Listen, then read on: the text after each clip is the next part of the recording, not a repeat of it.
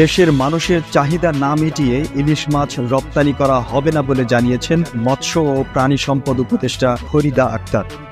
দায়িত্ব নেওয়ার পর রোববার সচিবালয়ে নিজ দফতরে যোগ দিয়ে সাংবাদিকদের একথা জানান তিনি। ইলিশের দাম যেন সাধারণ মানুষের ক্রয় ক্ষমতার মধ্যে থাকে সে বিষয়েও প্রয়োজনীয় পদক্ষেপ নেওয়ার প্রতিশ্রুতি দিয়েছেন।